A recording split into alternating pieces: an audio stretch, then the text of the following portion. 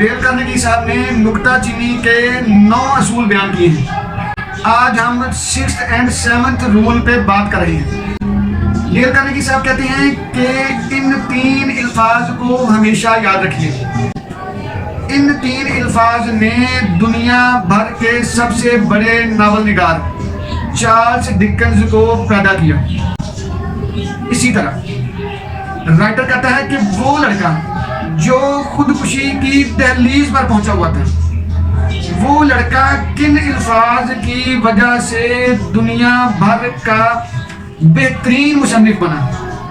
آخری بات، deal Carnegie صاحب کہتے ہیں کہ اگر آپ اپنی زندگی، اپنے پیاروں کی زندگی اور اپنے آس پاس رہنے والے لوگوں کی زندگیوں کو مثبت انداز میں بدلنا چاہتے ہیں تو ان 2 الفاظ پر ہمیشہ عمل کریں۔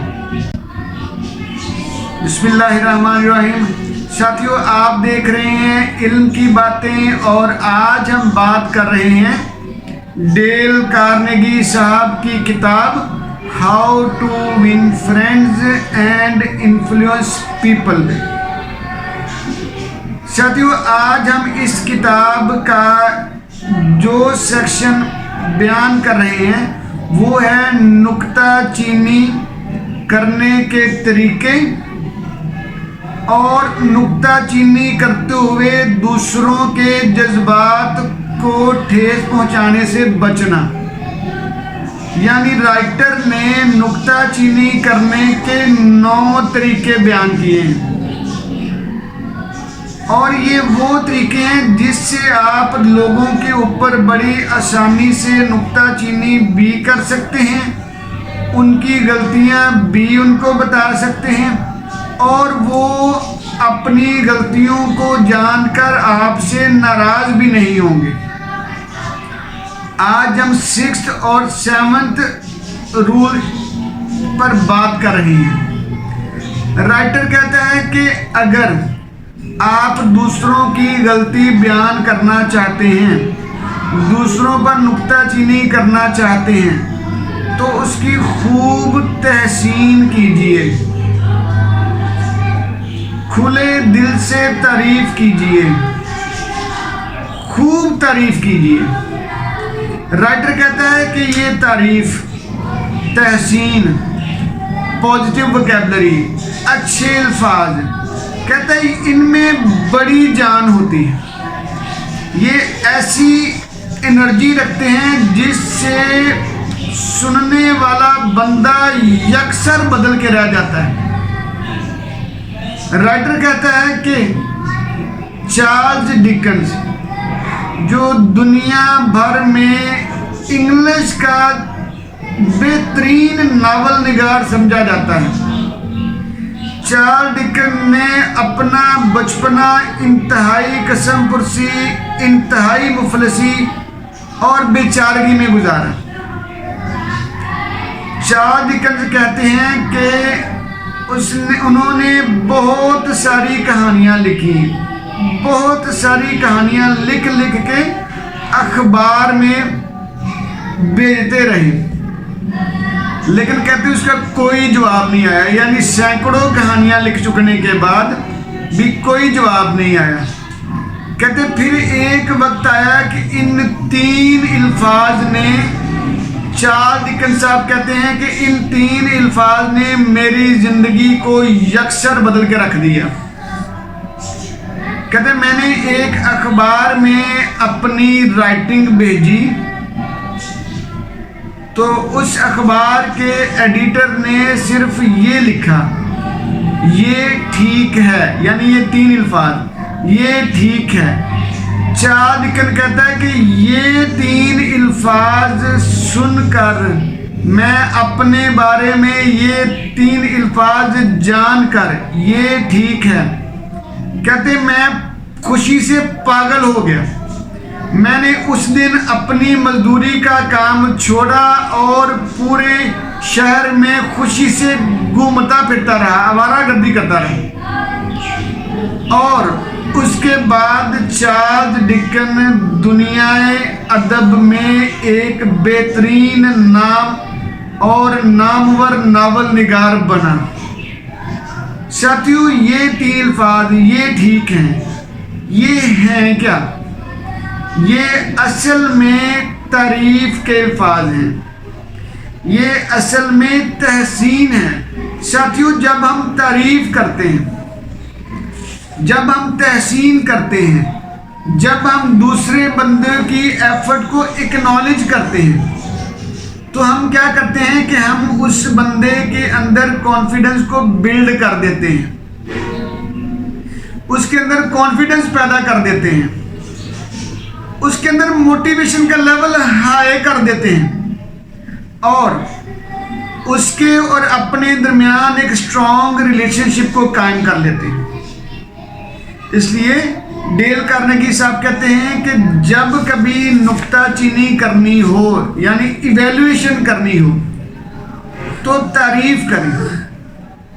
تعریف ایک ایسا جادوئی عمل ہے جس سے آپ سست سے سست بندے میں انتہائی چستی لا سکتے ہیں۔ رائٹر کہتا ہے کہ جب بھی تعریف کرنا ہے تو اسپیسیفک ہونا ہے، یہ بڑی اہم بات ہے۔ ٹھیک بھائی، تعریف کرتے ہوئے آپ نے گول مول باتیں نہیں کرنی۔ کہتے ہیں اب اس اصول کو اپنے اپلائی کیسے کرنا ہے؟ تعریف کرنی ہے تو کیسے تعریف کرنی ہے؟ کہتے ہیں بی اسپیسیفک وتھ پریز۔ تعریف کرتے ہوئے بڑی اسپیسیفک رہنا ہے، یعنی آپ نے یہ کام بڑا زبردست کیا ہے، آپ نے یہ رپورٹ بنائی ہے، واہ بہت اعلیٰ رپورٹ ہے۔ ٹھیک، یعنی آپ نے اسپیسیفک ہو کے تعریف کرنی ہے۔ دوسری بات، رائٹر کہتا ہے کہ تعریف کرتے ہوئے ریزلٹس کی تعریف نہیں کرنی، محض ریزلٹس یا نتائج اچھے آ گئے ہیں تو تعریف نہیں کرنی، آپ نے ایفرٹس کی بھی تعریف کرنی ہے۔ اکنالج ایفرٹس، آپ یہ دیکھیں کہ جو بندہ ایفرٹ کر رہا ہے، جو بندہ کوشش کر رہا ہے، اس کی کوشش کی بھی تعریف کریں۔ ریزلٹس تو مالی دا کم پانی لانا، ٹھیک، تو مالی کا کام تو پانی لگانا ہے نا، تو مالی کا کام کوشش کرنا ہے، پھل پھل لگانا نہیں ہے، ریزلٹ بعد میں آئیں گے۔ کہتے کہ اگر آپ کسی بندے کو کوشش کرتا دیکھیں، اچھی ایفرٹس کرتا دیکھیں، تو آپ کیا کریں؟ اس کی ایفرٹس کی بھی تحسین کریں، اس کی بھی تعریف کریں، اور کوشش کریں کہ تعریف کرتے ہوئے ٹائم کا لازمی خیال کریں۔ یعنی آپ نے آج تعریف کرنی تھی، لیکن آپ اس کو 10 دن بعد تعریف کر رہے ہیں، اس کو تحسین کر رہے ہیں، تو یہ غلط ہے۔ رائٹر کہتا ہے کہ اگر آپ نے کسی بندے کو موٹیویٹڈ رکھنا ہے، بہتر رکھنا ہے، تو پھر آپ نے ٹائملی تعریف کرنی ہے۔ ٹھیک، اور تعریف کرنے کا آخری اصول، چوتھے والا اصول کیا ہے؟ کہ بی جینون، جینین، بالکل جینون انداز سے تعریف کرنی ہے، حقیقی انداز میں، اس میں جو ہے بناوٹ نہ ہو، مصنوعیت نہ ہو۔ ٹھیک، ڈاکٹر کہتا ہے کہ جب آپ ان 4 اصولوں پہ عمل کریں گے، ان 4 طریقوں سے آپ اگر تعریف کریں گے، تو پھر آپ کی وہ تعریف کارگر ہوگی، پھر آپ کا وہ اصول کام کرے گا، پھر آپ جس بندے کی تعریف اور تحسین کر رہے ہیں وہ چارلز ڈکنز کی طرح دنیا کا مایا ناز بندہ لازمی بنے گا۔ اسی طرح رائٹر نے کہا کہ ایسے کون سے الفاظ ہیں جس نے ایچ جی ویلز کو دنیا کا مشہور ترین مصنف بنایا۔ ایچ جی ویلز صاحب کا بھی معاملہ ایسا ہی ہے۔ ایچ جی ویلز صاحب کہتے ہیں کہ میں اپنی زندگی سے تنگ آ چکا تھا، روتے ہوئے جا کے اماں سے کہا کہ میں نے یہ کام نہیں کرنا جس پہ آپ نے لگایا ہوا ہے، نہ میرے سے نہیں ہوتا کام، اگر آپ نے میری بات نہ مانی، اگر آپ نے مجھے اس کام سے نہ ہٹایا تو میں خودکشی کر بیٹھوں گا۔ کہتے ہیں اماں نے بیچاری غربت تھی، اماں نے تھوڑا سا سمجھایا بجھایا، تھوڑا سا تسلی دی۔ میں نے اپنے استاد محترم سے بات کی اسکول کے، انہوں نے کہتے میری خوب تعریف کی کہ تم ان چھوٹے موٹے کاموں کے لیے نہیں بنے ہو، تم دنیا کے بہترین کام کے لیے بنے ہوئے ہیں، یعنی استاد بننے کے لیے، معلم بننے کے لیے۔ تو ایچ جی ویلز صاحب پھر اپنے استاد صاحب کے ان الفاظ کی بدولت دنیا کے بہترین مصنف بنے۔ اسی طرح ساتھیوں، آخری بات، ڈیل کارنیگی صاحب نے کہا ہے کہ 2 الفاظ آپ کی، آپ کے پیاروں کی اور آپ کے آس پاس رہنے والوں کی زندگیوں کو بدل کے رکھ سکتے ہیں۔